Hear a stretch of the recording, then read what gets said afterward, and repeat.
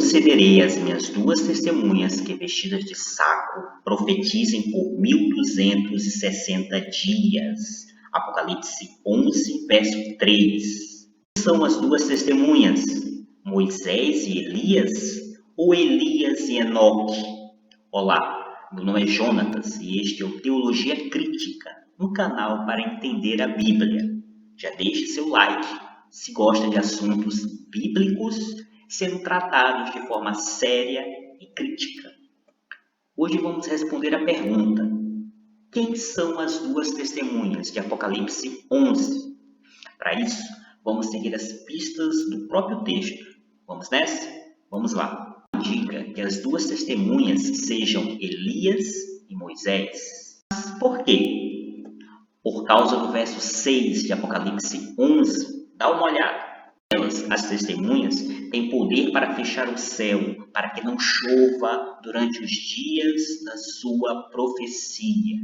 Para muitos, isso aqui lembra Elias, que no período do rei Acabe fez com que não chovesse, fechou os céus, quer dizer, não teve chuva nos dias do rei Acabe, conforme você pode ler em 1 Reis 17, verso 1, e capítulo 18 também de 1 Reis, verso 1. Então, muitos enxergam aqui essa coisa de fechar o céu para que não chova, uma referência a Elias, e entendem que Elias seria uma das duas testemunhas. Na continuidade do verso 6, é dito que as testemunhas terão poder para converter as águas em sangue. Aqui, muitos se lembram de Moisés, que transformou as águas em sangue lá no Egito. Então, muitos imaginam que Moisés seria, então, a outra testemunha que Deus mandaria no fim dos tempos. Por essas questões e semelhanças que já vimos, muitos acham, então, que Elias e Moisés seriam, então, as duas testemunhas. É importante, no entanto, dizer que se a intenção do autor do Apocalipse, João, fosse realmente falar de Moisés e Elias, ali no capítulo 11, não haveria, então, motivo plausível para não nomeá-los dentro do texto. Assim, o que a profecia faz, o que Apocalipse 11 faz, é dizer que as duas testemunhas fariam coisas parecidas, ou seja, semelhantes ao que fizeram Elias e Moisés. Muitos, porém, se esquecem do versículo 5. O versículo 5 é muito importante e muitos se esquecem do que está dito lá. Olha só, lá é dito o seguinte: e se alguém lhes quiser fazer mal, das suas bocas sairá fogo e devorará os seus inimigos. Apocalipse 11, verso 5. A expressão das suas bocas sairá fogo é entendida por muitos como sendo uma referência também a Elias, que mandou descer fogo do céu contra os soldados do rei Acasias, em 2 Reis, capítulo 1, verso 12. Não saiu fogo nenhum da boca de Elias.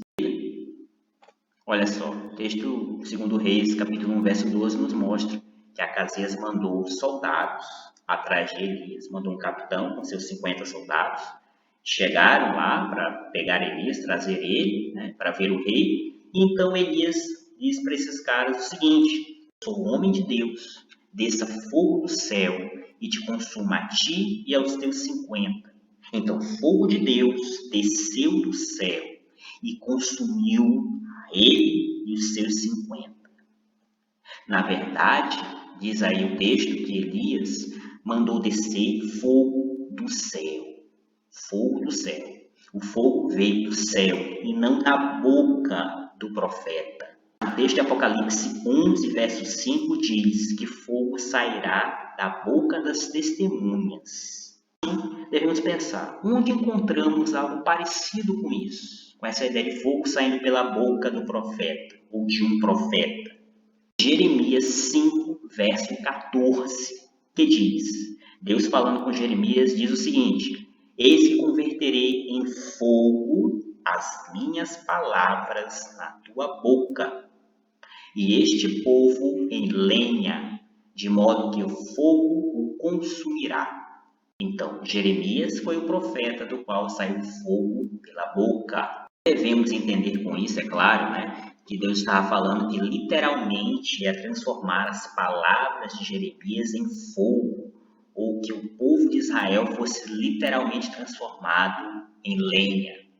Deus estava apenas dizendo que os oráculos de Jeremias trariam juízo sobre o povo. No contexto de Jeremias, isso se deu através do cativeiro babilônico. Mas nisso, devemos entender que o fogo saindo da boca das duas testemunhas no Apocalipse se refere, na verdade, aos oráculos das testemunhas, que trariam juízo sobre os ímpios, da mesma maneira que havia acontecido no tempo de Jeremias. O mistério das testemunhas está, portanto, sendo comparado aqui em Apocalipse 11, versos 5 e 6, com o ministério desses três profetas, Moisés, Elias e Jeremias. Esses três profetas tinham em comum. É interessante, mas o que eles tinham em comum? Esses três profetas tinham em comum o seguinte: eles eram profetas que denunciavam o pecado da geração deles, e anunciavam o juízo divino. A ideia aqui é mostrar que as duas testemunhas, à semelhança desses três profetas que já falamos, Jeremias, Moisés e Elias, estariam na sua época proclamando o juízo divino contra os ímpios da sua geração. Diz o texto que elas fariam isso vestidas de pano de saco. Quer dizer isso? A questão do pano de saco no Antigo Testamento é uma referência a luto, tristeza, lamentação, arrependimento. Então, isso aqui é mais um símbolo para reforçar a ideia de que as testemunhas estariam proclamando o juízo divino, mas também conclamando o mundo ao arrependimento. Referente a Enoque é citado no texto, mas para a turma que acha que as testemunhas vão ser algum profeta ou uma dupla de profetas do Antigo Testamento, existe ainda a teoria de que as testemunhas seriam Elias e Enoque, porque Moisés já cumpriu a missão dele, e conforme Hebreus 9, 27, depois da morte, segue-se o juízo. Então, Moisés não poderia voltar, seria apenas Elias, que não morreu, mas sim foi arrebatado ao céu. Então, seria Elias e Enoque, que também não tinha morrido, mas foi transladado. No entanto, nós já vimos que as referências aos feitos de Elias e Moisés e Jeremias servem apenas para mostrar semelhanças entre os ministérios desses profetas com o ministério das testemunhas de Apocalipse 11. Nada ali tem a ver com a volta de nenhum desses profetas, muito menos de Enoque, cuja vida e feitos nem são lembrados na descrição das testemunhas em Apocalipse 11. Então, as duas testemunhas, dois profetas desconhecidos? Não. O número 2 aí é simbólico. Olha só, nos versos 7 a 10, por que isso não tem que ser entendido de forma simbólica, essa ideia de duas testemunhas? Porque nos versos 7 a 10, o texto dá a entender o tempo todo, se levado ao pé da letra, que na terra, no momento aí da profecia das duas testemunhas, não havia outros crentes. Mas isso não faz sentido, já que o Apocalipse, em todos os seus capítulos, está sempre fazendo referência à ideia de um grupo bem maior do que apenas duas testemunhas, vivenciando as dores e sofrimentos do período chamado de fim dos dias, ou fim dos tempos, conforme você pode ler em Apocalipse 7, 14, 6, verso 9, 12, verso 11, entre outras referências. O número 2, na verdade, é um número simbólico e lembra a ideia de testemunho verdadeiro, pois nos textos bíblicos, 2 é o número mínimo para que um testemunho fosse aceito como válido, conforme as referências bíblicas. 2, aqui em Apocalipse 11, é, portanto, um número simbólico que indica testemunho verdadeiro.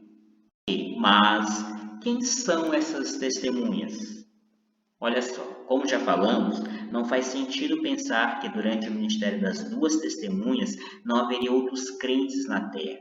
Assim, provavelmente, os crentes estão justamente aí representados nas duas testemunhas. A palavra testemunhas é, no Apocalipse, uma referência à igreja, ou às igrejas, aos crentes em geral.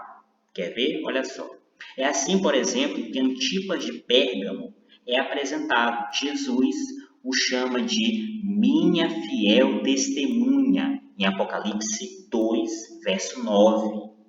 As duas testemunhas aqui em Apocalipse 11 são os crentes. Eles são as testemunhas de Jesus.